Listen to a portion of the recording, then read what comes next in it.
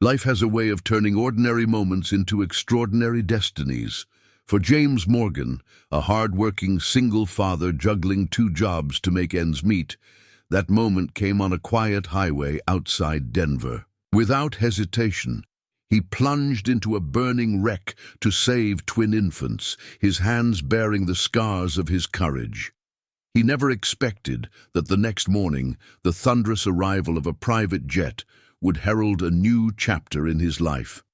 The twins' mother, a billionaire philanthropist who had nearly lost everything, saw in James something beyond his heroic act, a kindred spirit who understood the true value of family.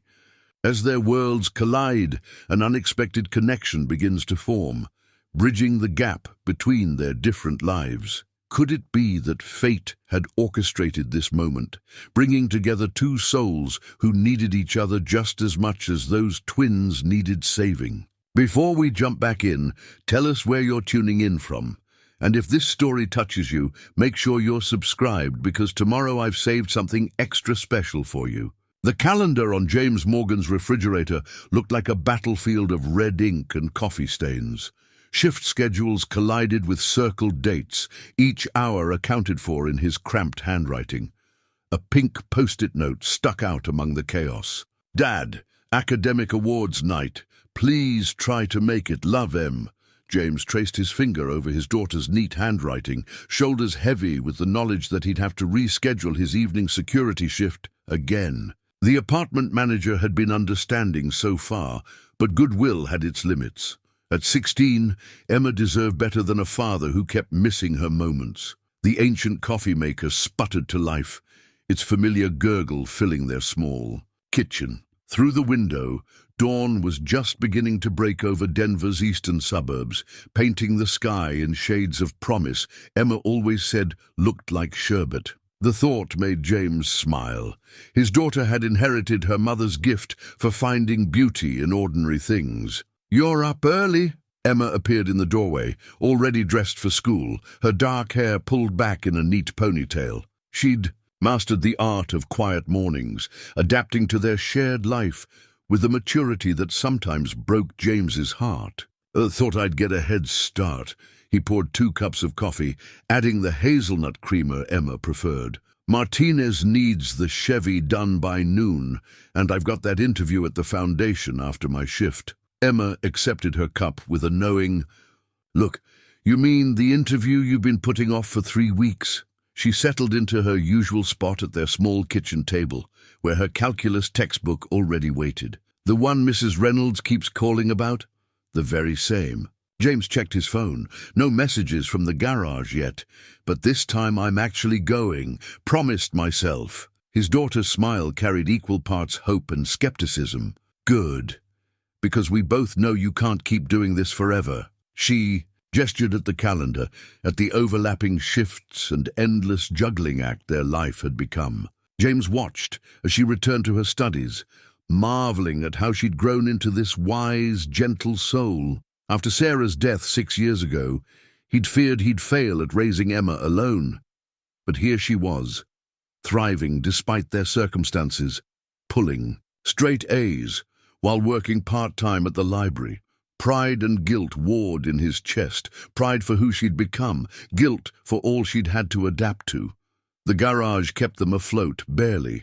15 years of experience meant James could diagnose most problems by sound alone, earning him a reputation as the best mechanic in their part of town. The evening security job at Riverside Apartments filled in the gaps: utilities, Emma's college fund, the occasional splurge on new school clothes.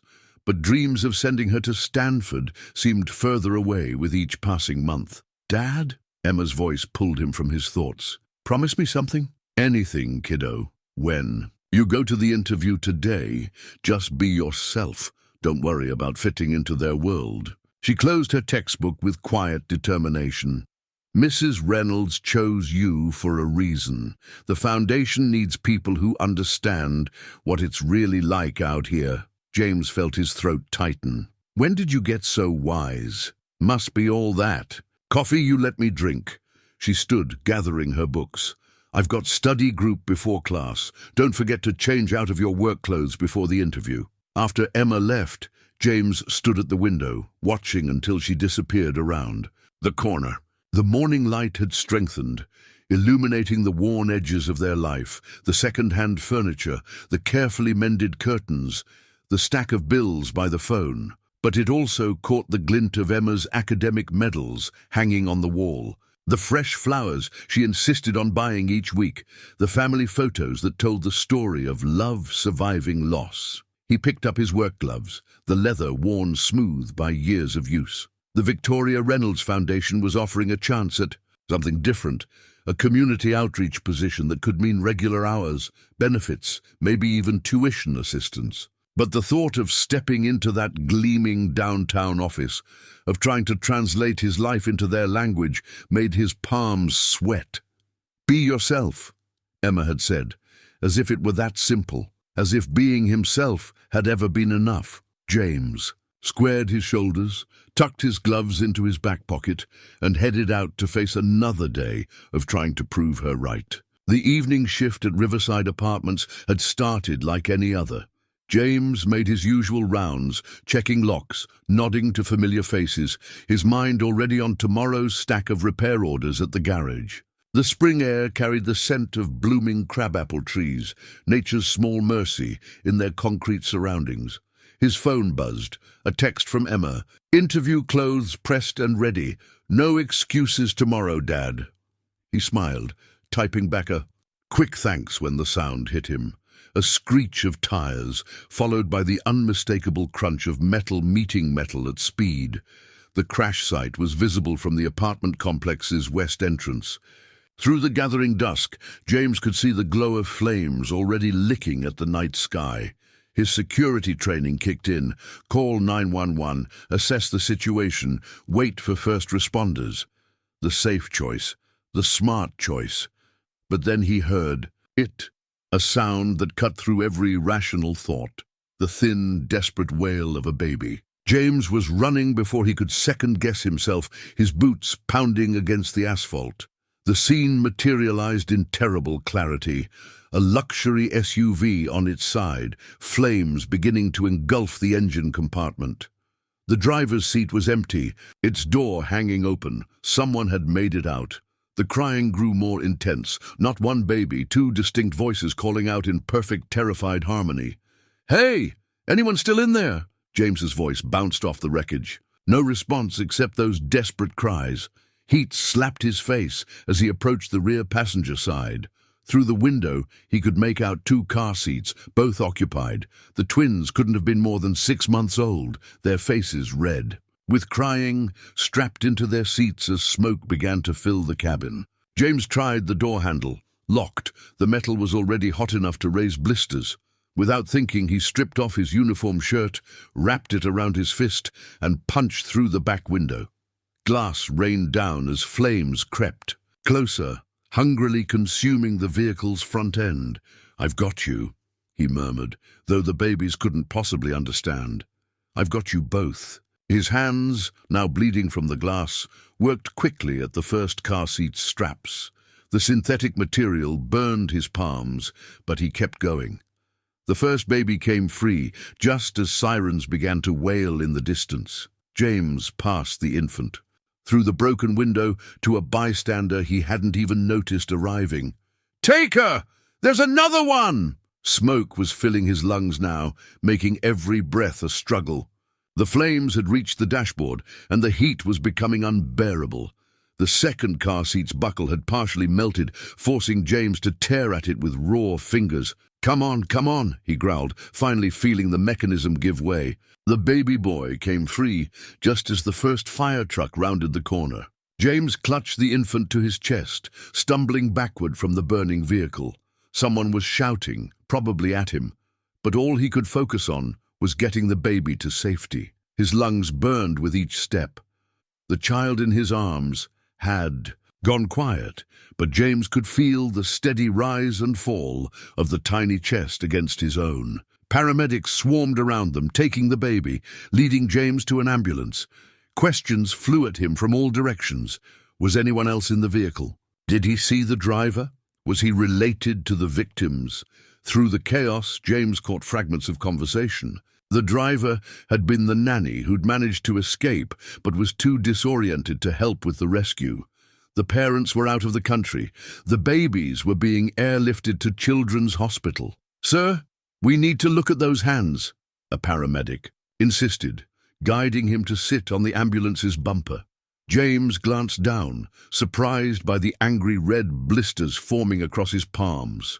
The pain, held at bay by adrenaline, began to make itself known. As the paramedic cleaned and bandaged his burns, James watched the fire department extinguish the last of the flames.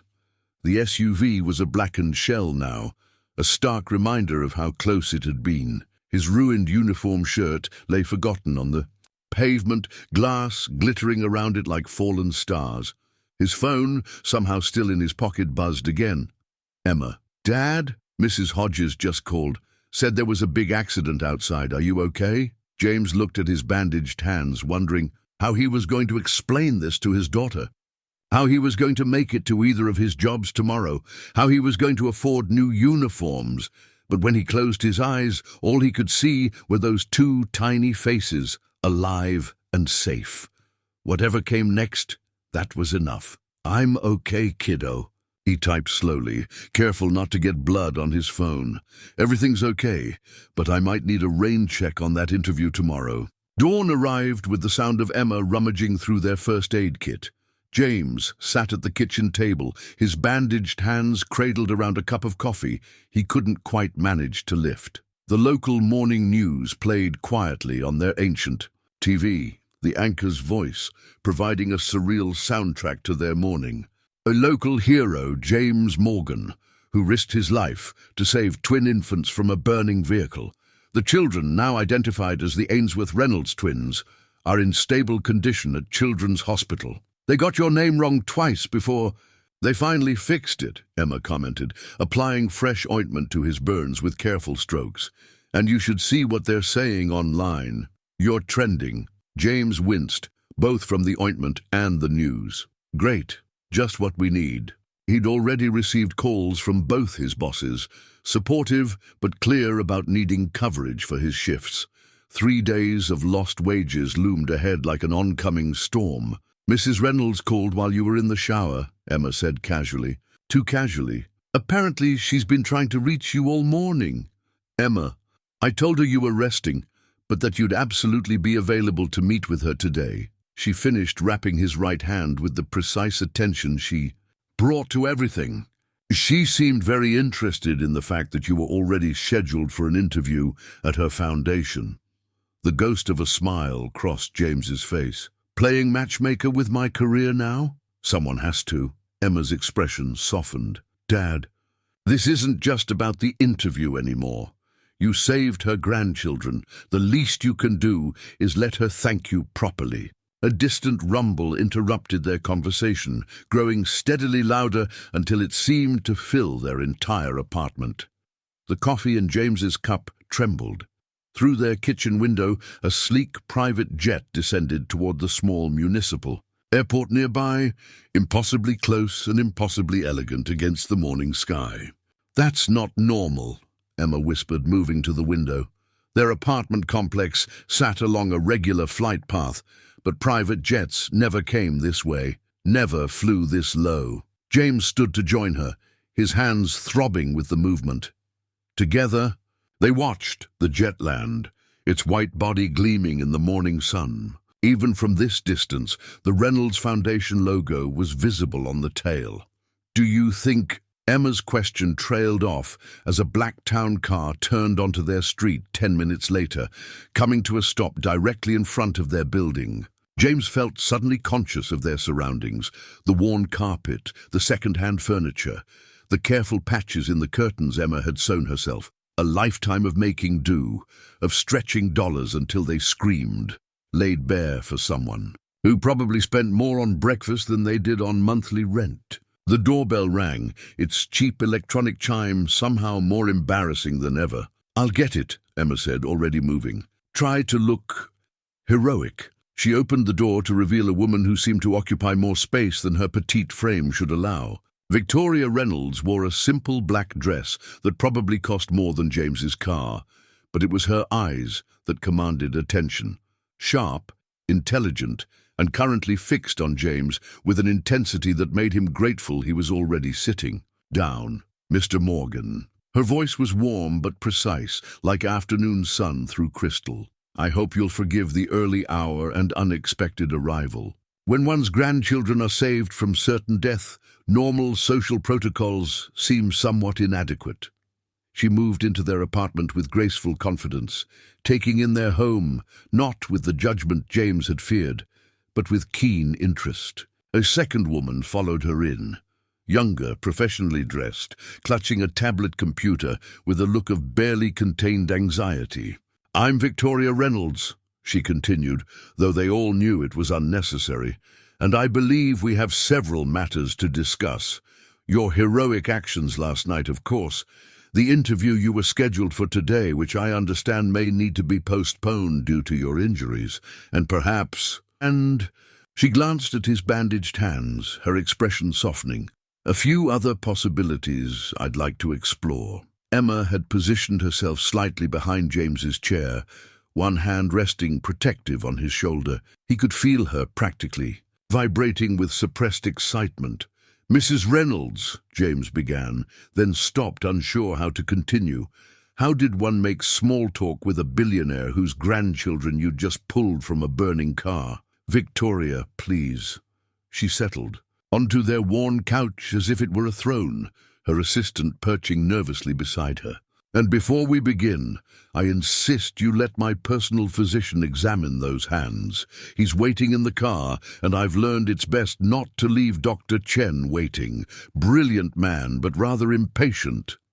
James looked at his daughter, finding in her encouraging smile the strength to nod. "That would be— Thank you. Excellent." Victoria's smile transformed her entire face, warming her elegant features. "Then afterward, perhaps we can discuss how you're going to help me change the world." Dr. Chen worked with quiet efficiency, his gentle hands belying his brusque manner. James sat patiently as the physician unwrapped Emma's careful bandaging, trying not to react to Victoria's sharp intake of breath at the sight of his burns. "These should have been treated at a hospital," Dr. Chen muttered, applying a cooling gel that instantly eased the pain.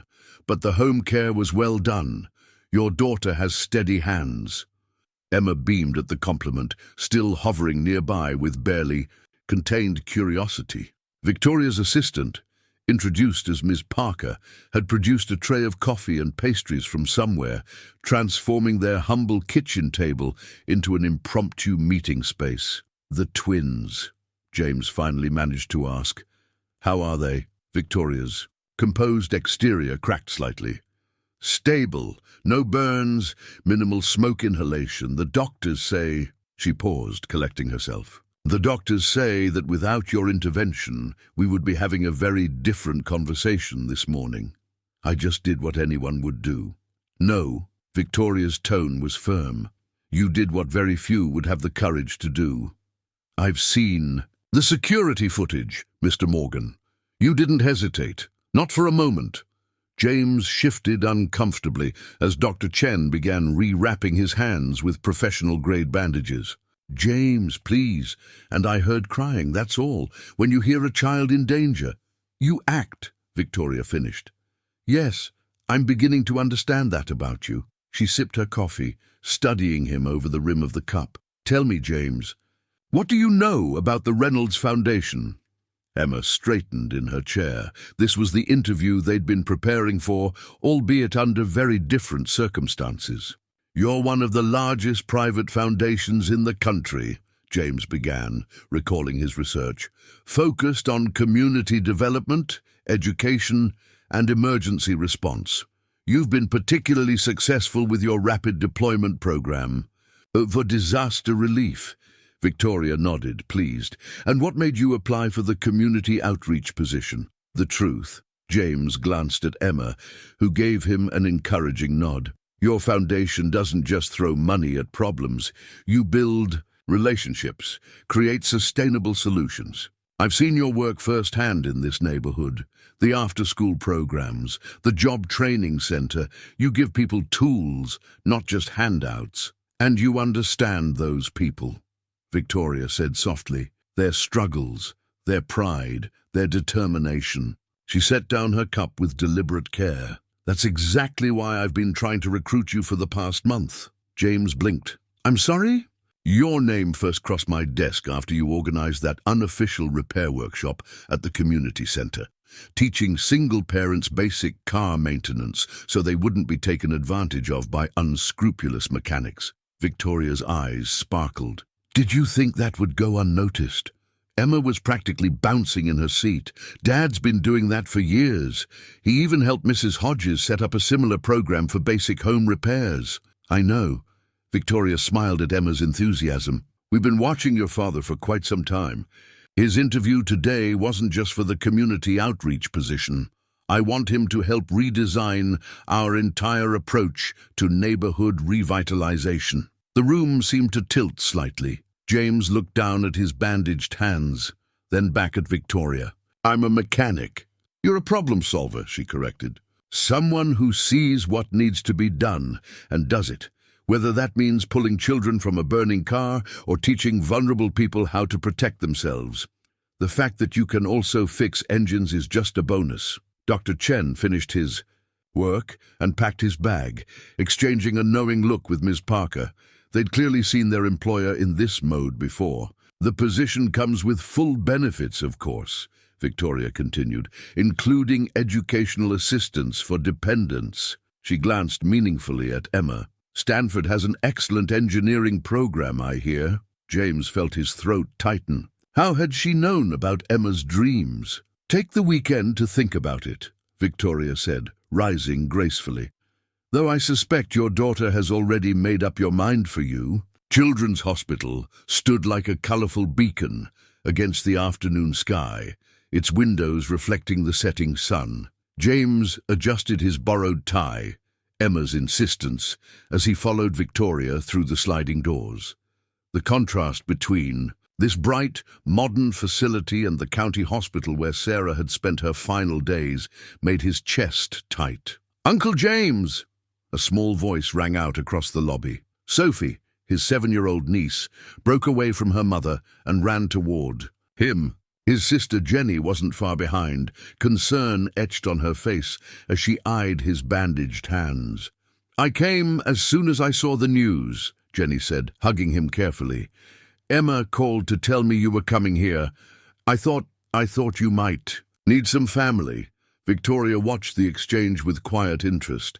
You must be Jennifer, she said, extending her hand. Your brother has quite a remarkable support system. He deserves it, Jenny replied, studying Victoria with the same protective intensity she'd shown since they were kids. Though he'll never admit it. They made their way to the NICU, Sophie chattering about how her uncle was a real-life superhero. Now, the elevator ride was quiet, heavy with anticipation. James found himself studying Victoria's profile, noting how her composed exterior occasionally cracked when she thought no one was looking. The NICU was a world unto itself. Hushed voices, gentle beeping, the soft whoosh of ventilators. Victoria led them to a private room where 2 incubators held the smallest babies James had ever seen. Alexandra and Benjamin, Victoria said softly, named after their great-grandparents. She reached out to touch the clear plastic separating them from Alexandra. Their parents are flying back from Tokyo, the first flight they could get. James approached slowly, his bandaged hands hanging useless at his sides. The twins were perfect, tiny fingers, rosebud mouths, dark hair like their grandmother's. Benjamin stirred in his sleep, one hand curled into a tight fist. They're beautiful, Jenny whispered, lifting Sophie so she could see. How much did they weigh? 4 pounds, 3 ounces each. Victoria's voice carried a grandmother's pride. They were born 6 weeks early. That's why they were being transferred to this facility when the accident happened. Their regular hospital couldn't provide the specialized care they needed. James remembered the car seats, the way the straps had burned his hands. They're fighters. Like their grandmother, a new voice added. A tall, distinguished man in surgical scrubs stood in the doorway. Mrs. Reynolds has been known to move mountains when her family needs her. Dr. Harrison, Victoria acknowledged. This is James Morgan, the man who saved them. The doctor's handshake was firm. We've all seen the traffic camera footage. Remarkable work, Mr. Morgan, though I understand you suffered some injuries in the process. Nothing serious, James started, but Jenny cut him off. Second-degree burns on both hands, she reported.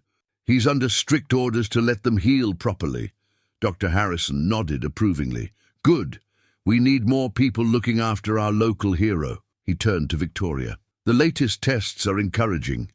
If they continue improving at this rate, we might be able to remove the breathing support in a few days. Victoria's relief was palpable. She reached for James's arm, steadying herself without seeming to realize she was doing it. The gesture felt natural, as if they'd known each other for years instead of hours. Sophie, who had been unusually quiet, suddenly spoke up. They looked like the dolls at the store, the ones in the special box. Sophie, Jenny started, but Victoria laughed, a real laugh that transformed her entire face. They do, don't they? She knelt to Sophie's level. Would you like to help me pick out some proper dolls for when they're big enough to play? I'm afraid I'm terribly out of practice with toys. Sophie's eyes widened. Can we get them matching ones? Because they're twins. I think that's a wonderful idea. Victoria glanced up at James, with their uncle's approval, of course. The word hung in the air, uncle, so casually bestowed, as if Victoria was already redrawing the boundaries of family around them all. Dr. Harrison excused himself, leaving them in the quiet room. Jenny took Sophie to the small family area nearby, recognizing that James and Victoria needed a moment. I never properly thanked you, Victoria said softly, still watching the twins. Not just for saving them, but for reminding me what matters. I've spent so many years building this foundation, trying to help everyone else's family, that I sometimes forget to cherish my own. James looked at his bandaged hands, then at the sleeping infants. Sometimes the most important work we do isn't in our job description. Victoria's answering smile held a warmth that had nothing to do with professional gratitude. No, she agreed. Sometimes it's just in our hearts. The Reynolds Foundation occupied the top floors of a downtown high-rise, its glass walls offering a view of the mountains that made James feel simultaneously small and lifted up. Ms. Parker had escorted him to Victoria's office, where he now sat across from an antique desk that probably cost more than his yearly salary. The proposal folder before him was thick with possibility. Community initiative plans, budget projections, organizational charts, all carefully crafted to show him exactly where he'd fit in this world, so far removed from his garage coveralls and security badge. You're very quiet, Victoria observed, pouring tea from a delicate pot. Her movements were precise but natural, as if entertaining mechanics in her office was an everyday occurrence. Is it the salary? Because that's negotiable. James shook his head, still staring at the number that could change his family's life. It's not that, it's... He flexed his healing hands, the fresh pink skin still tender. Why me? Really? Victoria set down her cup with deliberate care. Did you know that I started the foundation with money from my first divorce? Everyone thought I was crazy, a socialite playing at philanthropy. Her smile held old pain. But I'd grown up poor. My father worked 3 jobs, just like you. When I married into wealth, I promised myself I'd never forget what it felt like to count pennies. She stood, moving to the window. The foundation grew because we understood the communities we served. But lately, we've lost that connection. We've become too institutional. Turning back to him, her eyes were bright with purpose. You live the reality our beneficiaries face every day. You don't just understand their struggles, you solve them, one neighbor at a time, by teaching people to change their own oil, James said dryly. By teaching them self-reliance, dignity. Victoria returned to her seat. That workshop you started? It saved single mothers in your neighborhood thousands in unnecessary repairs, created a support network, given them confidence. That's exactly the kind of practical, ground-level thinking we need. James thought of Emma, of her dreams of Stanford, of all the times he'd had to say no to opportunities because they couldn't afford them. The educational benefits for Emma are non-negotiable.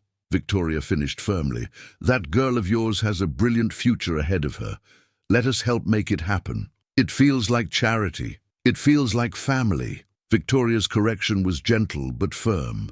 After what you did for my grandchildren, you'll never convince me you're just another employee. A knock at the door interrupted them. Ms. Parker entered with a tablet, her expression apologetic. I'm sorry, but the board is asking about the disaster relief coordination for the flood victims and tell them to wait. Victoria's tone brooked no argument. This is more important. James watched the exchange, seeing beyond the polished exterior to the grandmother who'd flown across the country for premature twins, the woman who'd built an empire on the memory of counting pennies. Maybe this wasn't about charity at all.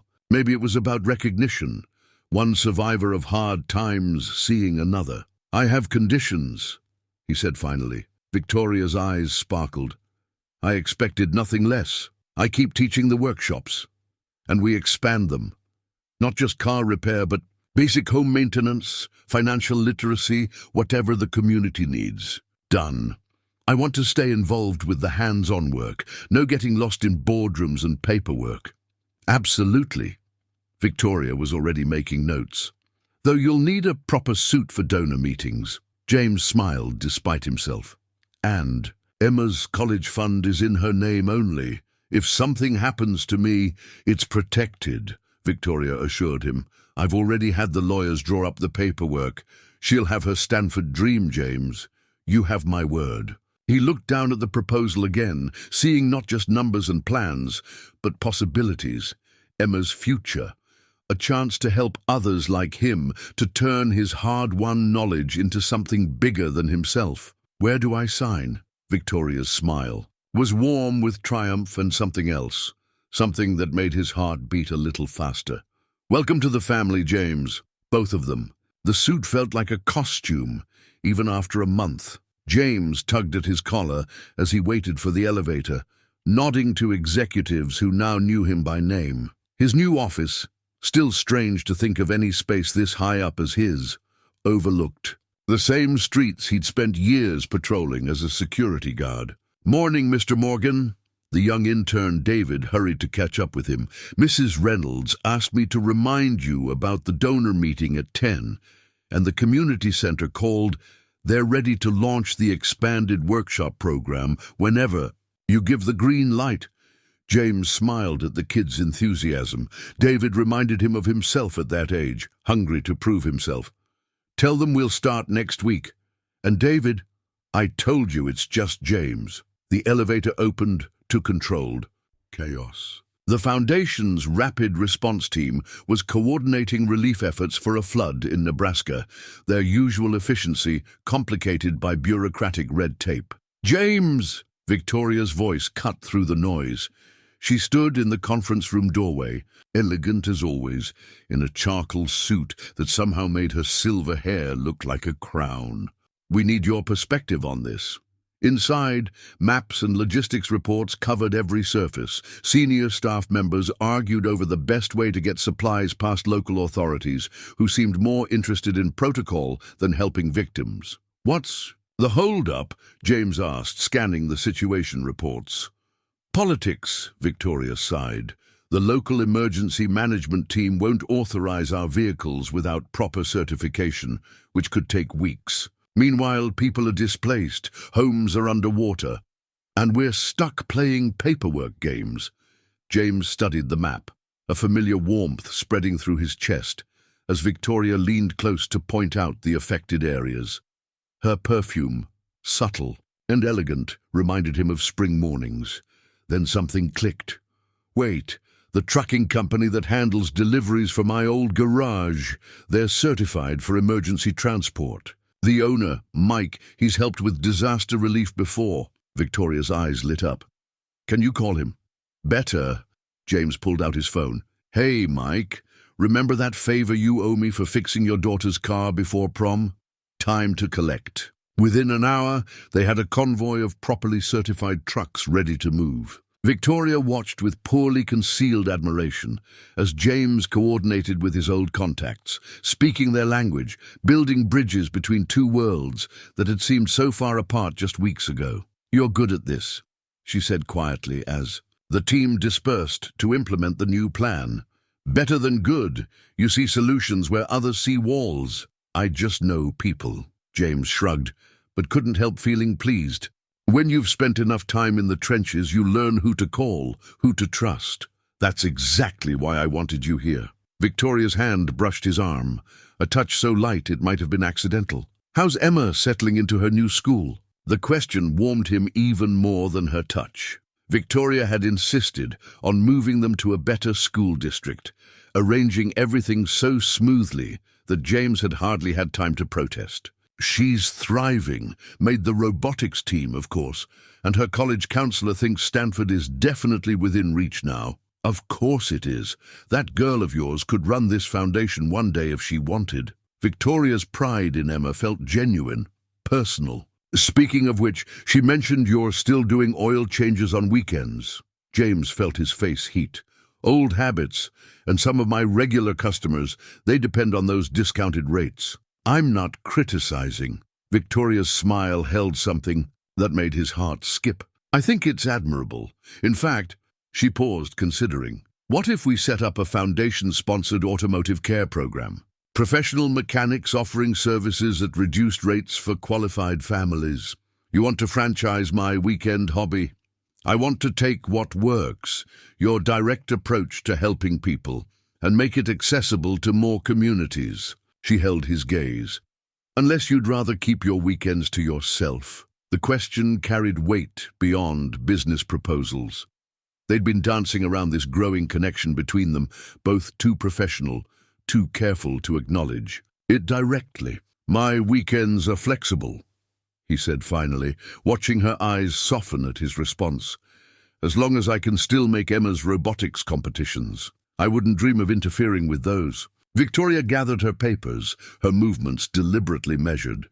"In fact, I was hoping to attend the next one myself, if that wouldn't be inappropriate." James thought of Emma's knowing looks whenever Victoria's name came up, of Jenny's gentle teasing about silver foxes, of how natural it felt to work beside this remarkable woman who saw value in oil changes and emergency logistics alike. "Nothing about you could be inappropriate," he said softly, and watched a blush color her elegant cheekbones.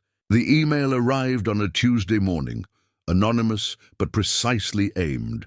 "Must be nice having a fairy godmother. Some of us actually earned our positions here." James stared at his screen, the cursor blinking accusingly. 3 months into his new role, and the honeymoon period was officially over. He'd noticed the whispers, the way certain board members talked around him rather than to him. But this was different. This was personal. A knock at his door interrupted his brooding. "Come in," he called, quickly closing the email. Victoria entered, but something was off. Her usual warm confidence had been replaced by a carefully neutral expression.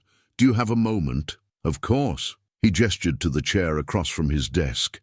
Her chair, really, like everything else in this office. "The board has concerns." She kept her voice level, professional. "About the expansion of the community programs. They feel we're moving too fast, allocating too many resources to untested initiatives." "Untested?" James felt his jaw tighten. "The pilot program has already helped over 200 families. We have data, testimonials." "I know." Victoria's mask slipped, showing a flash of frustration. "But there's also been talk about favoritism, about my personal interest in your success here." The email suddenly made more sense. "Ah, James." His name on her lips still sent warmth through him even now. "You've done remarkable work. The foundation is better for having you. But perhaps we should be more circumspect." "You mean less visible? Keep the mechanic in his office where he won't embarrass anyone." "That's not fair." Victoria's eyes flashed. "I'm trying to protect what we've built here. both the programs. And she trailed off, leaving the unspoken thing between them still unspoken. James stood, moving to the window that had once made him feel on top of the world. Now it just reminded him how far he had to fall. The twins' birthday party is this weekend. Yes, Victoria sounded wary. Their parents are flying in. The whole family will be there. Should I make an excuse? Send a gift instead? Wouldn't want to start any more talk. Don't. The word came out sharp, almost pleading. You're family now. The twins adore you. Emma has already helped Alexandra pick out her dress. He turned back to her, seeing the conflict in her expression. Victoria Reynolds, who could command a boardroom with a raised eyebrow, looked almost vulnerable. I got an anonymous email this morning, he said quietly. Apparently, I have a fairy godmother. Victoria's face hardened. Who? Does it matter? They're not wrong, are they, about how this looks? How what looks? Now there was anger in her voice. A qualified professional revolutionizing our community outreach? A man who saved my grandchildren becoming part of our foundation's success? Story? Or are you talking about us? The question hung between them, dangerous and thrilling. They'd been so careful, keeping their growing feelings wrapped in professional courtesy and family obligations. Movie nights with Emma and the twins, working dinners that lingered too long, casual touches that felt anything but casual. The board. Needs reassurance? James finally asked. Fine, I'll scale back the expansion, document everything twice, play their game. That's not what I want. What do you want, Victoria? She stood, closing the distance between them with measured steps. I want you to keep doing exactly what you're doing, shaking things up, making us remember why this foundation exists, and I want... The intercom buzzed, making them both jump. Miss Parker's voice was apologetic but urgent. Mrs. Reynolds, the media is requesting a statement about the Morgan Initiative. Launch, and Mr. Caldwell from the board is on line 1. Victoria closed her eyes briefly. When she opened them, her professional mask was back in place. We'll continue this discussion later. At the birthday party? James kept his tone light, but the question mattered. She paused at the door, looking back at him with an expression that made his heart race. Yes, because you're right. You are. A family now, and I've never been very good at letting family go. After she left, James returned to his computer and opened the anonymous email again. With a small smile, he clicked reply and typed 2 words. Watch me. The headline in the Denver Business Journal felt like a physical blow. Reynolds Foundation Community Initiative falls apart. Questions of competence and favoritism surface. James stood in his office, watching rain streak the windows while his phone buzzed incessantly. The past 24 hours had become a blur of crisis meetings and damage control. The Johnson County Project, his flagship program for rural community development, had collapsed spectacularly when the local partner organization was revealed to be misappropriating funds. Dad? Emma's voice was small through the phone speaker. Are you coming home soon? Mrs. Hodges brought casserole. She says everyone in the neighborhood is talking about the news. I'll be home as soon as I can, sweetheart. He tried to keep the exhaustion from his voice. How was school? A pause. Some kids were weird about it. Said stuff about you and Mrs. Reynolds, about how you only got the job because... Don't listen to them. The words came out sharper than he intended. I'm sorry, Em. Just focus on your robotics project, okay? After hanging up, James turned to the stack of reports on his desk. He should have seen it coming. The warning signs were there. Delayed responses, inconsistent numbers, 2 perfect progress reports.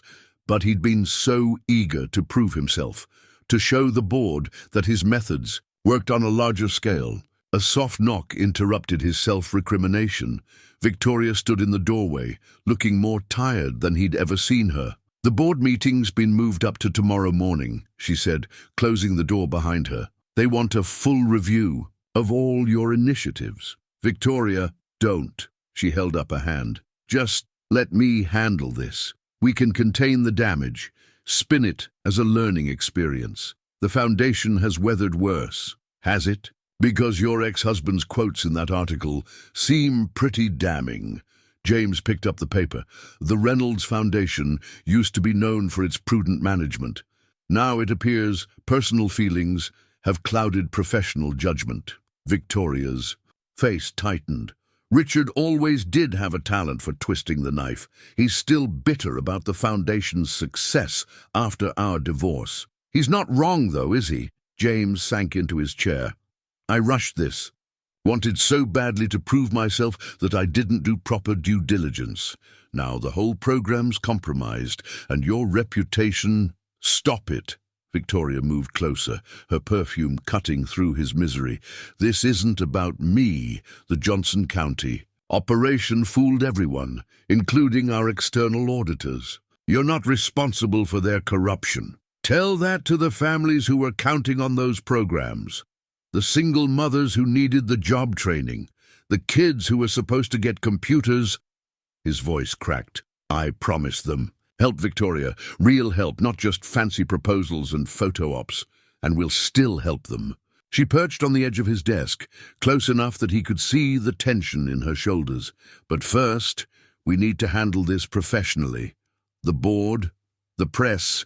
Ms. Parker said Richard's pushing for an independent review of all my projects. James met her eyes. Starting with my hiring. Victoria's silence confirmed it. Finally, she spoke softly. He's calling for my temporary resignation as well.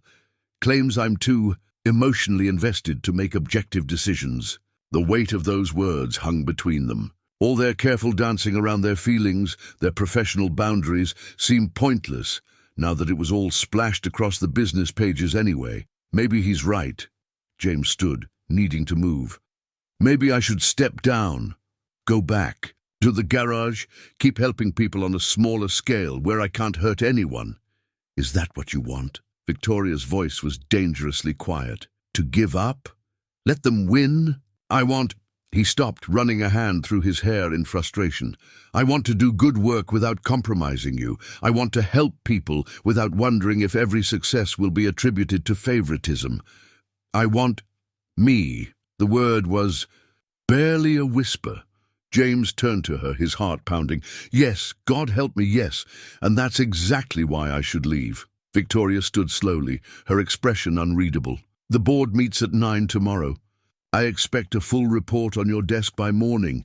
Everything about Johnson County, every red flag you might have missed, every lesson learned. Victoria. And James? She paused at the door. When you're done with that, I want a proposal for how we're going to fix this. Because I didn't bring you into this foundation to watch you run away at the first sign of trouble. I brought you here because you understand that real change is messy and hard and worth fighting for. She left him standing there, the rain still streaming down the windows, her words echoing in his mind. On his desk, the resignation letter he'd started writing remained unfinished, a testament to all the things they'd left unsaid. James worked through the night, fueled by coffee and determination. The morning sun was just beginning to paint the sky when Victoria appeared in his doorway, holding a manila envelope that looked worn with age. You're early, he said, straightening from his computer. Actually, I never left. She moved into the office, her usual polished appearance softened by exhaustion and something else, vulnerability perhaps. I've been going through old records. Found something you should see. She opened the envelope and carefully withdrew a photograph. The paper was creased, the colors faded, but the image was clear. A young girl, maybe 12, standing proudly next to an ancient Chevy while a man in overalls beamed at her. That's my father, Victoria said softly, placing the photo on his desk. And his garage in South Boston. He taught me how to change oil before I learned algebra. James studied the image. The girl's dark hair was in neat braids, her clothes clearly second-hand but well-maintained. Her smile was familiar, the same one he'd seen Victoria give the twins. Mom worked nights at the hospital, she continued, settling into her usual chair. Dad took any job he could find, mechanic, janitor, night watchman. Sound familiar? Victoria, let me finish. She pulled out another photo. This, One showed a teenage Victoria in a second-hand prom dress, standing outside a rundown apartment building. Senior year. I'd won a scholarship to Wellesley, but we could barely afford books. Then I met Richard at a campus mixer. He was charming, wealthy, from a good family. Understanding dawned. Your first husband. My ticket to a different life. Her smile held old pain, or so I thought. The marriage lasted 8 years, long enough to learn that wealth without purpose is just pretty wrapping on an empty box. She leaned forward, her eyes intense. When Richard left, everyone expected me to take the settlement and disappear quietly. Instead, I took half his money and started this foundation, built something that would have helped families like mine. And now he's trying to tear it down. James gestured at the damning newspaper headlines scattered across his desk. No, Victoria corrected. He's trying to tear us down. Because he sees in you what I see. Someone who reminds me of my father, of where I came from, of what really matters. James felt his throat tighten. The board can't touch me. Her voice held steel beneath the silk. I structured this foundation very carefully after the divorce. They can advise, but they can't control. Richard knows that. This media circus is just spite. And the Johnson County disaster will be fixed. She reached across the desk, her hand finding his. Tell me what you found. Show me how we make this right. James pulled up his report, tabs of research and analysis spreading across his screen. The local partner was a shell, good paperwork, excellent references, but I traced the ownership. Through 6 different companies, all leading back to a holding company in Delaware. Victoria's eyes narrowed. Richard's preferred tax haven. You think he set this up? Deliberately sabotaged the project? To discredit you? To hurt me? She shrugged elegantly. He's done worse, but he made a mistake this time. Oh, he forgot where we came from. People like us, who've worked real jobs, lived real struggles. We don't give up. She squeezed his hand. We fix things. James looked at their joined hands, then at the old photograph. The young girl's determined smile, so like Emma's, the father's work-worn hands like his own. The families in Johnson County, he said slowly. They still need help, real help, not corporate games. So help them. Victoria's eyes shone with that fire he'd first seen in her office months ago. Show the board, show everyone why I chose you, why I trust you, not just with the foundation. She trailed off, but the unspoken words hung between them, full of promise. James turned back to his computer, mind already racing with possibilities. I'll need to restructure the entire program. Cut out the middlemen, work directly with local community leaders. It'll take longer, cost more initially, but do it. Victoria stood, every inch the powerhouse she'd become, but now he could see the mechanic's daughter beneath the elegance. Show them how we rebuild things.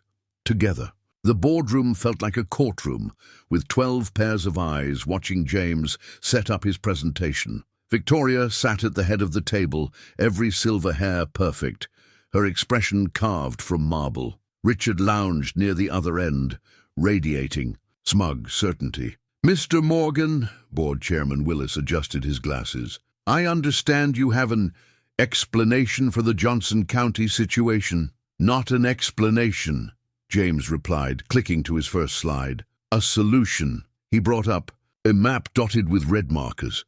These are the families affected by the program's collapse. Not numbers on a spreadsheet, real people. Sarah Martinez, single mother of 3, who was counting on our automotive training program to get certified as a mechanic. Tom Chen, whose kids were supposed to get laptops for their online classes. Richard's smooth voice cut in. Very touching, but sentiment doesn't excuse. I'm not finished. James's tone was quiet but firm. He clicked to the next slide, showing a complex network of shell companies. This is how our local partner organization was structured. Multiple layers, all leading back to a holding company in Delaware. A holding company, Mr. Caldwell, he turned to Richard, that shares an address with 3 of your other investments. A murmur ran through the board members. Richard's smile flickered. "That's a serious accusation," Willis warned.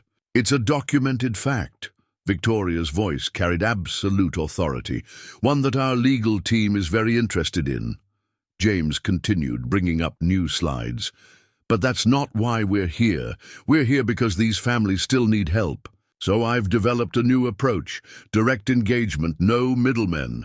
We partner with existing community organizations, churches, schools, local businesses, people who are already invested in their community's success." He clicked through proposals, budgets, timelines, every detail meticulously planned during his sleepless night. Yes, it's slower. Yes, it's more hands-on, but it's also corruption-proof because it's built on relationships, not paperwork. And who would oversee this intimate approach? Richard's tone made the word sound dirty. "You?" "No," James smiled. "Them." The next slide showed familiar faces. Mrs. Hodges from his old apartment complex, Mike from the trucking company, Jenny beaming in her nurse's scrubs. These are our new regional advisors, people who've spent their lives serving their communities, who understand both the problems and the solutions because they live them every day. You want to put janitors and truck drivers in charge of foundation resources? Richard scoffed. "I want to put people of integrity in charge," James corrected. "People who can't be bought or manipulated. People who measure success in changed lives, not quarterly reports." Victoria leaned forward. "The Foundation's original mission statement, which you helped write, Richard, calls for direct engagement with underserved communities. Somewhere along the way, we lost that directness. Started believing that bigger meant better, that corporate structure meant accountability. This is absurd." Richard started to stand. "The board can't seriously—" "The board," Victoria cut in smoothly, "serves in an advisory capacity only. In fact, you were painfully aware of during our divorce. The decision to restructure the Johnson County Initiative belongs to the executive director. Me." Willis cleared his throat. "Mrs. Reynolds, given your personal involvement with Mr. Morgan, perhaps it would be prudent—" "My personal life is not up for discussion." Victoria's smile could have cut glass. "My professional judgment, however, is demonstrated by 20 years of successful foundation leadership.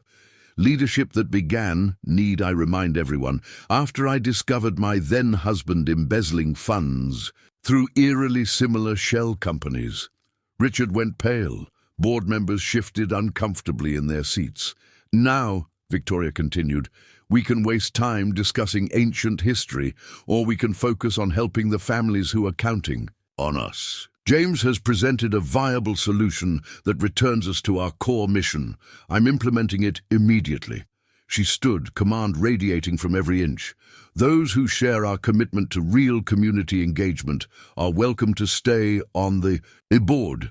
Those who prefer a more traditional corporate approach might be happier elsewhere." James watched Richard storm out, followed by 2 other board members. The remaining directors huddled over his proposal, asking detailed questions about implementation and oversight. Through it all, Victoria remained at the head of the table, every inch the leader who had built this foundation from the ashes of her first marriage. Finally, Willis closed his folder. "Well, Mr. Morgan, it seems you've put considerable thought into this recovery plan. When can you start?" James glanced at Victoria, saw the pride warming her eyes. "We already have. Mrs. Hodges is meeting with the Johnson County families this afternoon. Sometimes the best way to rebuild trust is to show up and get your hands dirty, like a mechanic would." Richard's parting shot hadn't quite landed. Exactly like that. James gathered his materials, standing tall, because at the end of the day, that's what this foundation does. We fix things, we make them work better, and we're not afraid to get our hands dirty doing it. Emma's violin music drifted through the open windows of Victoria's penthouse, mixing with the twins' delighted squeals as they crawled after her. The informal family dinner had evolved into an impromptu concert, with Emma teaching Alexandra to hold her bow, while Benjamin attempted to conduct with a wooden spoon. "She's remarkable with them," Victoria said softly, joining James on the balcony. The city lights sparkled below, a carpet of stars brought down to earth. They've never taken to anyone like this before. James watched his daughter guide Alexandra's small hands. She always wanted siblings. After Sarah died, he cleared his throat. Well, she had to grow up too fast. And now she has 2 adoring fans and a grandmother who's thoroughly wrapped around her finger. Victoria's smile held a touch of wonder, though I'm not sure when that happened. Probably around the time she started calling you Gran, and you pretended not to cry. I did not cry. Victoria's dignified protest was undermined by her gentle bump against his shoulder. I simply had something in my eye, both eyes. Inside, Emma had switched to a lively folk tune, making the twins bounce with joy. The scene felt so natural, so right, that James almost forgot how unlikely it all was. The mechanic's daughter performing for the billionaire's grandchildren, everyone's laughter mixing together like they'd always been family. Johnson County's numbers came in today, Victoria said, turning to face him. The new program is already showing better results than the original ever did. Mrs. Hodges takes her advisory role very seriously. James smiled, remembering how his former neighbor had marched into the foundation offices like she owned them. She's got half the churches in the county involved now. And Mike's truck drivers are volunteering as mentors. Victoria shook her head in amazement. Who knew commercial transportation veterans had such a passion for teaching teens about business? Real people solving real problems. James met her eyes. Isn't that what you wanted? It's what we both wanted. Her hand found his on the balcony rail, fingers intertwining naturally. Though I'll admit, I didn't expect quite so many colourful suggestions at board meetings. Mrs. Hodges certainly keeps Willis on his toes. James laughed. She told me she's teaching him to play poker. Says every community leader needs to understand strategy. God help us all. Victoria's thumb traced circles on his palm, sending warmth up his arm. The foundation's never been more effective, or more alive. The moment stretched between them, full of unspoken possibilities. They'd been here before, quiet moments, when the professional walls came down, when the attraction they'd been dancing around became almost tangible. Victoria, a crash from inside interrupted them, followed by Emma's quick, "Everything's fine. Benjamin just discovered gravity." They turned to see the wooden spoon rolling across the floor, while Benjamin looked thoroughly pleased with his scientific experiment. Alexandra was attempting to comfort her brother by sharing her violin bow, which only threatened to create more chaos. "I should," James gestured vaguely at the scene. "We should," Victoria corrected, still holding his hand. "That's how this works now, remember?" The simple statement carried years of meaning. Months of working together, of blending families and worlds, of building something neither of them had expected to find at this stage of life. Emma appeared in the doorway, a twin balanced on each hip. "Dad, Gran, I think these future musicians need their beauty sleep, and I promised to help Alexandra pick out her recital dress tomorrow." "When did you schedule a recital?" James asked, bemused. "She's 4 months old, Dad. It's never too early to plan ahead." Emma's serious expression cracked into a grin. "Besides, Gran already said we could use the Foundation's concert hall." "Did I?" Victoria raised an elegant eyebrow. "You will." Emma's confidence was absolute. "You love us." The simple truth hung in the air like music. Victoria's hand tightened on James's, and he felt something shift, settle, lock into place. "Yes," Victoria said softly, looking not at Emma, but at James. "Yes, I do." The city lights sparkled below. The violin lay quiet on its stand, and 2 people who had spent their lives fixing things for others finally allowed themselves to acknowledge that some things didn't need fixing at all. They just needed time to become what they were always meant to be. The Society page headline made Emma snort milk through her nose. "Cinderella story or corporate scandal? Reynolds Foundation director's romance raises eyebrows." "They could have used a better photo of you, Dad," she said, dabbing at her school uniform. "You look like you're plotting something nefarious in this one." James glanced at the grainy paparazzi shot of him and Victoria leaving the symphony together. "I was plotting to find my car keys. I still haven't gotten used to the valet service." The article was relatively tame compared to some of the social media posts he'd seen. Most focused on the fairy tale angle, the wealthy philanthropist and the heroic mechanic who saved her grandchildren. But there were darker undertones, whispers, about gold digging and social climbing that made his jaw clench. His phone buzzed with a text from Victoria. "Ignore the Denver Register. Though I must say, you do look rather dashing when you're plotting." Despite his mood, he smiled. Trust Victoria to find humor in the situation. She'd been dealing with public scrutiny her entire adult life, handling it with the same grace she brought to everything else. The Foundation's PR team had strongly suggested they release an official statement. "Control the narrative," Ms. Parker had advised, "before someone else does." A knock at his office door interrupted his thoughts. Jenny entered, looking worried. Have you seen the article?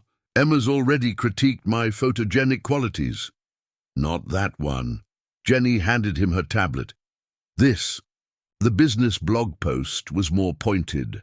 Reynolds Foundation faces donor exodus over leadership concerns. The article detailed how several major donors had withdrawn their support, citing concerns about personal relationships clouding professional judgment. "Richard's friends, no doubt," James muttered.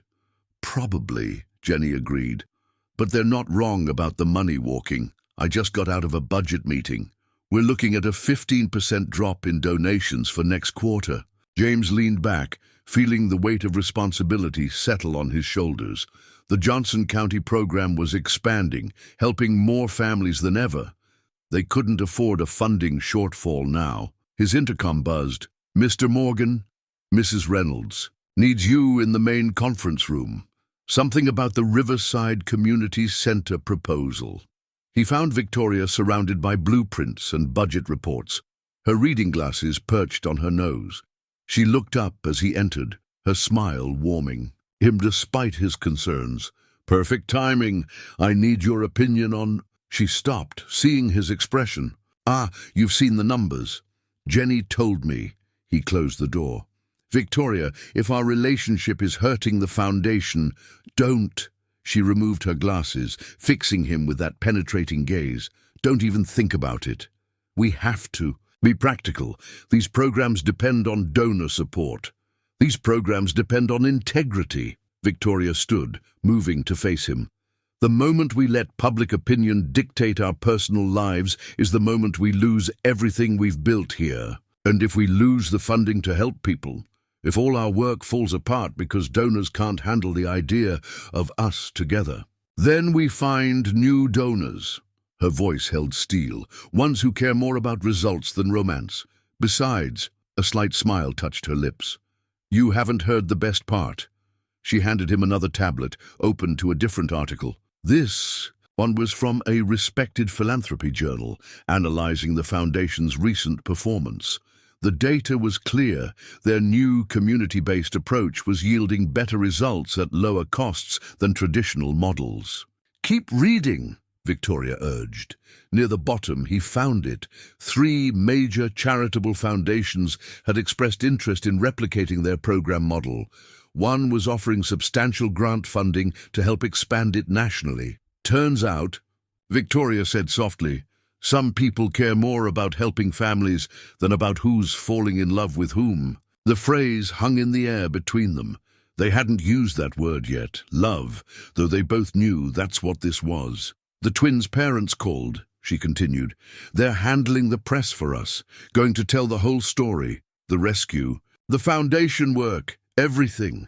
Alexandra apparently insisted that Uncle James makes Grandma smile like a princess." James felt something tight in his chest loosen. "Out of the mouths of babes."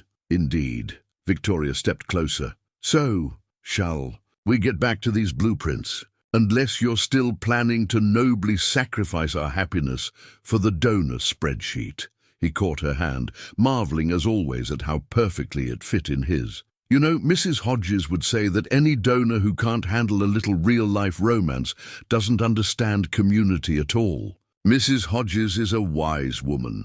Victoria's eyes sparkled. Now, about this community center, I think we need more space for the automotive training program. Just like that, they were back to work, side by side, personal and professional lives, intertwined like their fingers. Let the society pages talk. They had more important things to build. The private island invitation sat on James's desk like a bomb waiting to explode. Victoria's family retreat in the Caribbean, 2 weeks of sun, sea, and strategic planning with the Foundation's international partners. A chance to expand their community program model globally. It should have been perfect. Instead, James reread the email from Stanford's admissions office for the 10th time. Emma had been offered early admission to their engineering program, full ride, everything they'd dreamed of. But they wanted her to start in their summer engineering program, the same 2 weeks as the island retreat. You're brooding. Victoria stood in his doorway, elegant as always in dove-grey silk. I can hear the gears grinding from down the hall. Emma got into Stanford. He watched joy light up her face. Full scholarship. James, that's wonderful. We should celebrate. She stopped, seeing his expression. What's wrong? He handed her the letter. Watched her read it, see the dates, understand the conflict. Ah, she set the letter down carefully. And of course, you need to be there for her first week. Help her settle in. Victoria, it's not even a question. Her smile was gentle. Family comes first. We'll reschedule the retreat. You know we can't. James stood, restless. The international partners arranged their entire year around these dates. The grants, the contracts, everything's timed to launch after the strategic planning session. Victoria's silence acknowledged the truth. This retreat would determine the Foundation's direction for years to come. Their community-based model could help millions of families worldwide if they could convince the international partners to commit. I could send the program documentation, he offered, join by video conference. They need to see it firsthand. See us. Victoria moved closer. How we work together, how we blend different worlds. That's what makes this model special. The autumn sun slanted through his office windows, painting her silver hair with gold. She'd become so much more than his boss, more than a romantic partner. She was his collaborator, his inspiration, his match in every way that mattered. Emma says I should go to the retreat. He smiled ruefully. Claims she's too old to need her dad hovering during orientation. Says you're more important. She's wrong. Victoria's voice was firm. Nothing is more important than being there for your daughter. We both know that, do we? James ran a hand through his hair. Because I've spent her whole life making choices like this. Missing things because we needed the money, because I had to work, because you were giving her a future.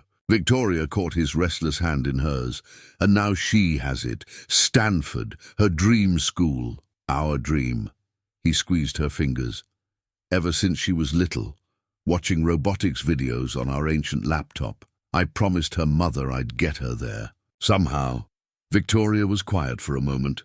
Did I ever tell you about my father's last words to me? James shook his head. I was leaving for college. He'd worked himself half to death to help with my books, my meal plan. I felt so guilty about every penny. She smiled at the memory. He said, Vicky, the whole point of parents is to help our kids fly higher than we did. Otherwise, what's it? All for? The use of her childhood nickname, one he'd never heard before, made his heart ache. Emma's already flying, Victoria continued. She doesn't need us to lift her anymore.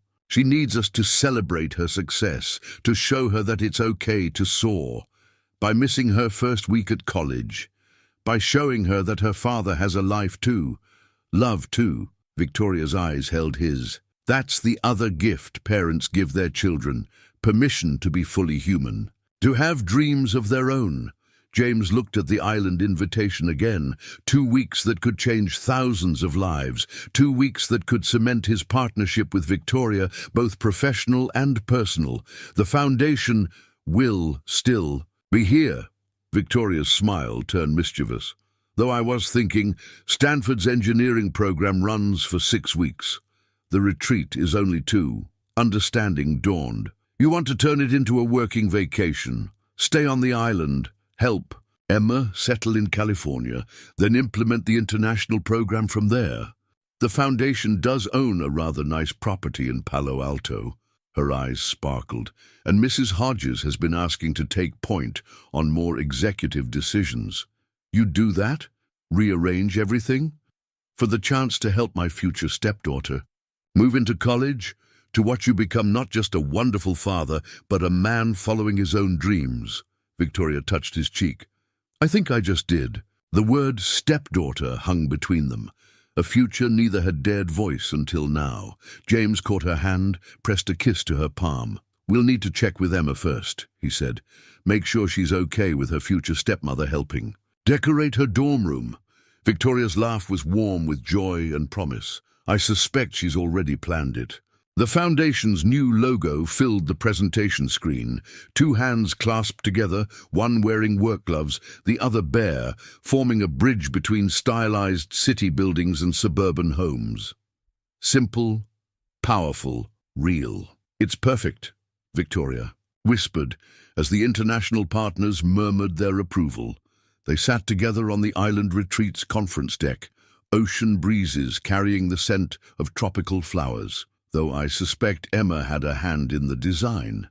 James smiled, remembering late-night video calls with his daughter as she worked on the concept between Stanford engineering projects. She said it needed to show both worlds coming together, like us. The Norwegian Foundation director stood, her enthusiasm evident despite her reserved demeanor. This is exactly what we've been looking for, a model that doesn't just throw money at problems, but builds genuine community engagement. Other partners nodded. The Japanese delegation was already discussing pilot programs in rural prefectures. The Brazilian team wanted to adapt it for their favela outreach projects. Mrs. Hodges, who had insisted on attending as the program's community ambassador, beamed with pride. Told you folks would understand once they saw it in action. Real people helping real people. It's a universal language. The meeting flowed into a working lunch, with partners breaking into small groups on the deck. Victoria moved easily between conversations, her natural elegance complemented by a new warmth, a groundedness that made even the most formal delegates relax. James's phone buzzed with a text from Emma. Dorm rooms all set up. Grand's interior designer friend was right about the lighting. How's the retreat going? Did they love the logo? Did you ask her yet? He touched the small box in his pocket, nervous despite all their hints about marriage, despite Emma's enthusiastic plotting. The ring had belonged to his mother, a simple diamond that had somehow survived decades of hard work and tight budgets.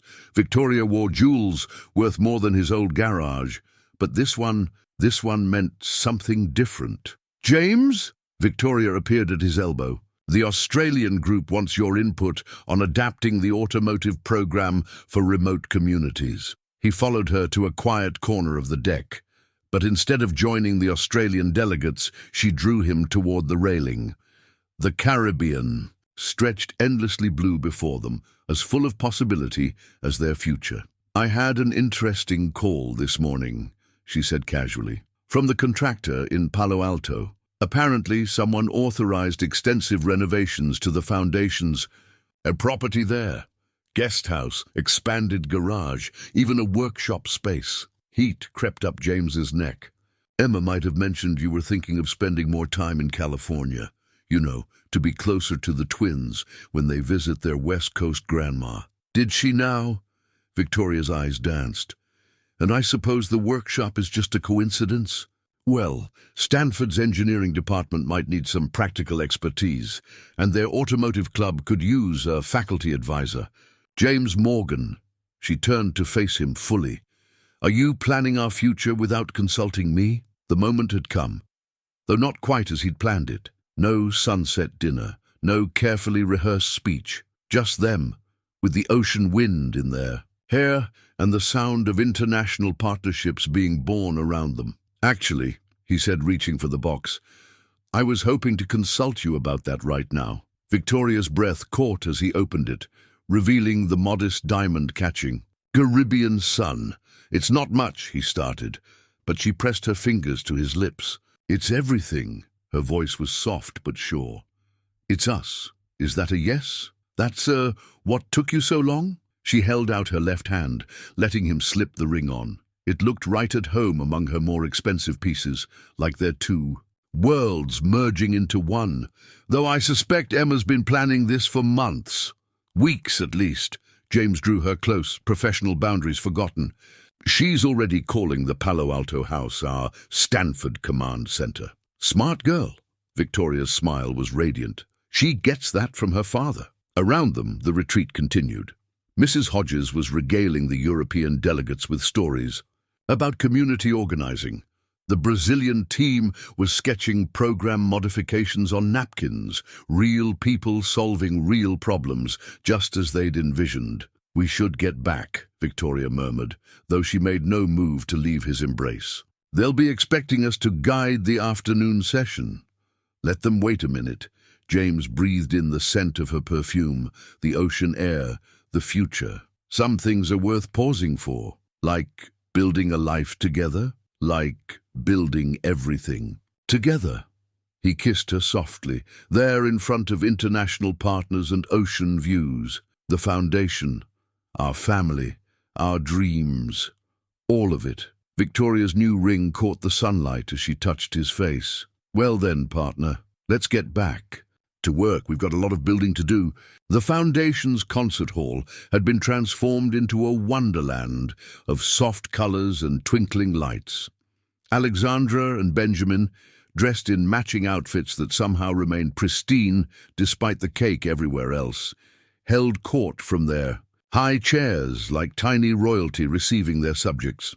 "1 year," James marveled, watching Emma help Alexandra grasp a spoon. "Hard to believe. 1 year since you ran into a burning car," Jenny reminded him, adjusting Benjamin's party hat. "1 year since you changed all our lives." The celebration was more than just a birthday party. It was a reunion of sorts. Mrs. Hodges chatting with international foundation partners, Mike's truckers teaching Brazilian delegates about American barbecue, community leaders mingling with corporate donors. Two worlds, once separated by invisible barriers, now flowing together as naturally as family. Victoria appeared beside him, elegant even with a smudge of frosting on her sleeve. The Johnson County team just arrived. Sarah Martinez brought pictures of her first graduating class of certified mechanics. "Already?" James smiled, remembering the single mother who'd inspired their original program. "That was fast. She's a motivated teacher. Says she's ready to expand to 3 more counties." Victoria slipped her hand into his, her engagement ring catching the light. "Though she insists you still have to guest lecture. Apparently, no one explains transmissions quite like you do." Emma approached with Alexandra in her arms, the baby's dark curls so like her grandmother's. "Dad, Gran, we have a situation. Benjamin's discovered he can throw cake significantly farther than previously calculated. My physics professor would be impressed, but the string quartet looks nervous." As if on cue, a glob of frosting sailed past, followed by delighted baby giggles. The quartet, professionals to the core, played on without missing a beat. "He gets that arm from my side of the family," Victoria said proudly, going to rescue her grandson from himself. James watched her move through the crowd, accepting congratulations on both the twins' birthday and their engagement, somehow making everyone feel like part of one extended family. "You know," Emma said softly, bouncing Alexandra on her hip, "when you first told me about the foundation job, I just thought it would help pay for college. I'd never expected a whole new family, a whole new life." She kissed Alexandra's cheek. "For all of us." The party flowed around them, a perfect blend of formal and familiar. The twins' parents, recently returned from Tokyo, were deep in conversation with Mrs. Hodges about expanding community programs to Japan. The Norwegian Foundation director had brought her own children, who were now being taught American playground games by Sophie and her friends. "Remember the calendar?" James asked his daughter. "All those red marks trying to juggle everything? The one on our old fridge?" Emma nodded. "Gran had it framed. It's going in her office as a reminder of where we started." Victoria returned, with Benjamin, who had been cleaned up and was now contentedly playing with his grandmother's pearl necklace. "What's this about my office decor?" "Just remembering the journey," James said, taking his soon-to-be stepson.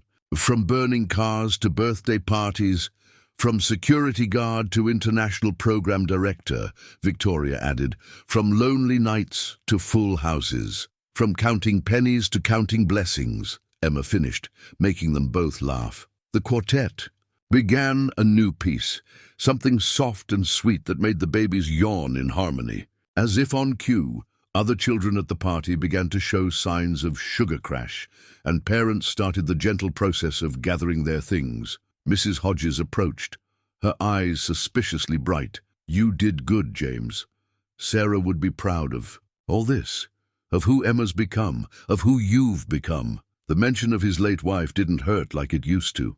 Instead, it felt right, acknowledging the past while celebrating the present. Victoria squeezed his hand, understanding without words. "She'd love the twins," Emma said confidently, "and she'd definitely love Gran. What's not to love?" Victoria's attempt at a joke couldn't quite hide her emotion. As the party wound down, their odd but perfect family gathered near the cake table. Jenny snapping pictures, Sophie collecting presents, Emma still bouncing Alexandra, while Victoria held Benjamin. The foundation team cleaning up around them, not because they had to, but because that's what family does. 1 year, Victoria mused, leaning against James. From rescue to romance to revolution in community development. What do you think next year will bring? James looked at his daughter, so grown up and yet still his little girl, now teaching a baby to wave goodbye to departing guests. At his sister, who'd held their family together through the hard years. At his fiancée, who had taken his simple ideas about helping people and turned them into a movement. "More of this," he said simply. "More family, more purpose, more love, just more." Benjamin chose that moment to finally succeed in grabbing Victoria's pearls, sending them scattering across the floor. As they all laughed and scrambled to collect them, James thought about how life's biggest moments often come disguised as accidents, as split-second decisions, as wrong turns that end up being exactly right. Just like running into a burning car 1 year ago today. The back garden of Victoria's estate bloomed with late spring flowers, their colours echoing the sunrise. James stood at the window of his dressing room, already in his tuxedo pants and shirt, watching the final preparations below.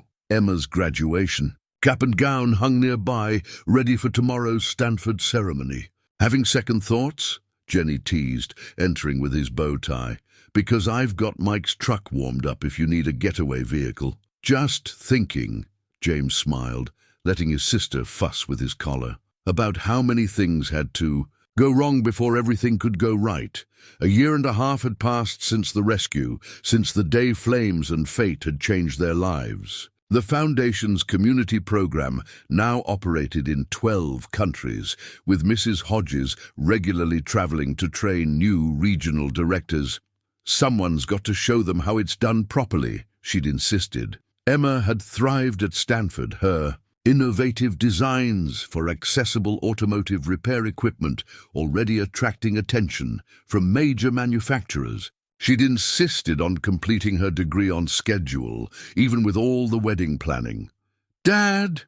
Speaking of Emma, she appeared in the doorway, already in her bridesmaid's dress. "The twins are ready for their final rehearsal, though I should warn you, Benjamin's interpretation of ring bearer still involves occasional throwing. As long as he waits until after the ceremony," James laughed. "How's Victoria?" "Gran's perfect, of course. Helping Alexandra practice her flower girl walk." Emma's eyes softened. "She wanted me to give you something first, though." She handed him an envelope, Victoria's elegant handwriting spelling out his name. Inside, he found a photograph he'd Never seen before. Victoria as a young girl, holding a wrench while her father beamed proudly beside his old truck. A note accompanied it. My father once told me that love is like engine repair. It takes the right tools, patient hands, and a willingness to get messy. You've proved him right in every way. See you at the altar, my love. V. Oh, Dad. Emma hugged him carefully, mindful of his tie. Don't cry yet. You'll set off Mrs. Hodges, and then we'll never get through the ceremony. The garden below had filled with guests. Foundation partners from around the world mingled with local community. Leaders. Richard had declined his invitation, but his absence felt more like a blessing than a slight. The twins' parents sat in the front row, watching their children practice their roles with obvious pride. It's time, Jenny announced, helping James with his jacket, ready to build something new. The ceremony itself passed in a blur of emotion and perfect moments. Benjamin managed to carry the rings without incident, though he did attempt to keep them just a little longer, please. Alexandra scattered her flower petals with precise determination, taking after her grandmother already. But James would always remember the way Victoria looked walking toward him, silver hair crowned with spring flowers, her eyes holding the same mix of practical wisdom and romantic hope that had drawn them together from the start. Their vows were simple, honest things. No elaborate promises, just quiet commitments to keep building, keep growing, keep loving. When Victoria added, a pledge to Emma, to be not just a grandmother to the twins, but a mother to her whenever she needed one, there wasn't a dry eye in the garden. The reception turned into a joyful collision of worlds.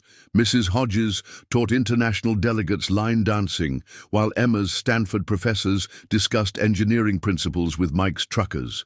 The twins moved from lap to lap, cherished by a family that had grown beyond blood to include all the people their parents' work had touched. Was it worth the wait? Victoria asked later, as they swayed together during a quiet moment on the dance floor. All those years of struggling, of doing everything the hard way? James thought about the path that had led them here, about oil changes and security patrols, about burning cars and board meetings, about a daughter who'd grown into an amazing woman and a woman who'd helped him become more than he dreamed possible. The hard way taught us what matters, he said, holding her close. How to fix things, how to build things, how to make love last. Speaking of building things, Victoria's eyes sparkled with familiar purpose, the foundations looking at expanding into sustainable housing development. I think we need someone who understands both construction and community to oversee it. Working on our honeymoon already? Always. She kissed him softly. That's how we fell in love, remember? Building something bigger than ourselves. Emma appeared with the twins, all 3 generations of their blended family together.